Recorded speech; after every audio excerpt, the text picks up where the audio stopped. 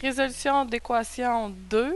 En fait, c'est la résolution d'équation quand on retrouve des variables des deux côtés de l'égalité. Donc, ce qu'il faut faire, c'est emmener toutes nos variables du même côté. Donc, on doit enlever les variables qui se trouvent d'un côté pour les apporter de l'autre côté.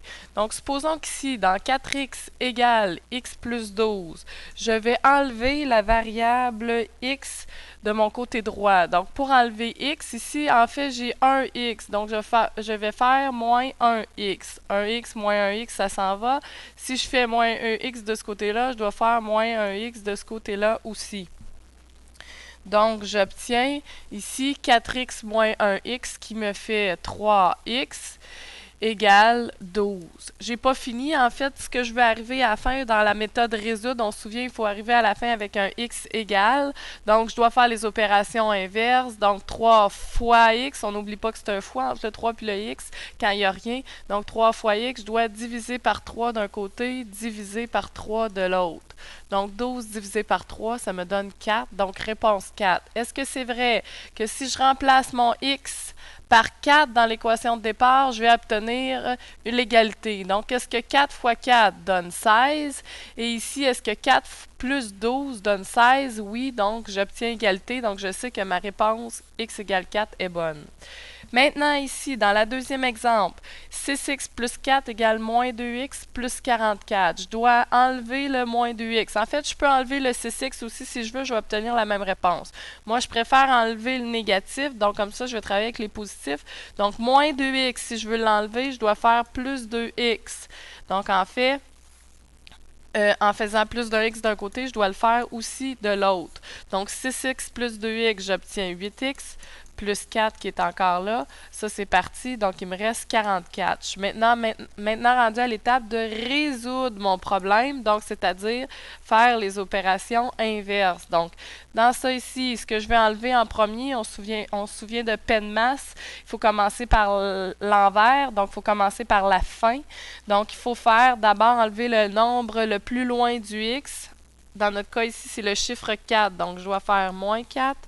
Moins 4. Donc, 44 moins 4, ce qui me donne 40 ici. Le 4 est parti ici. Il me reste 8x de ce côté-là. On se souvient quand le chiffre et la lettre, s'il n'y a rien, c'est une multiplication. Donc, je dois faire une division, l'opération inverse.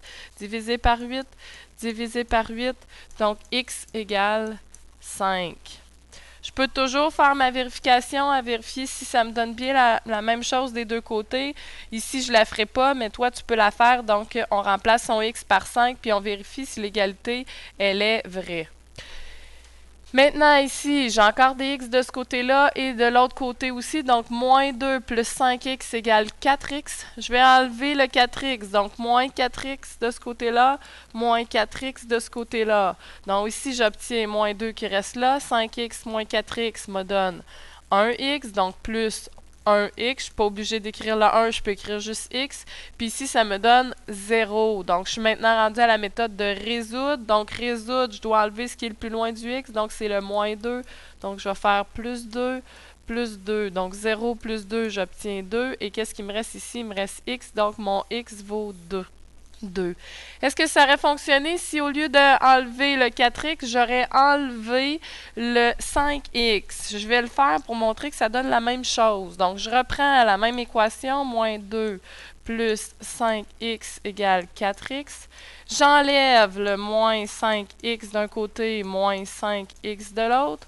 Donc, j'obtiens ici moins 2, parce que mon 5x est parti. Et ici, j'obtiens, j'ai 4x dans mes poches. J'en dois 5x à quelqu'un, donc je donne mes 4x et je vais avoir encore une dette de moins 1x.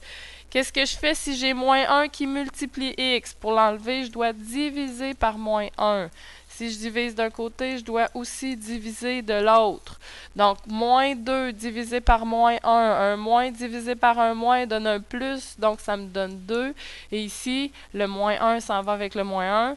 Donc, ça me donne x ou 1x. Est-ce que ça me donne la même chose que tantôt? Oui.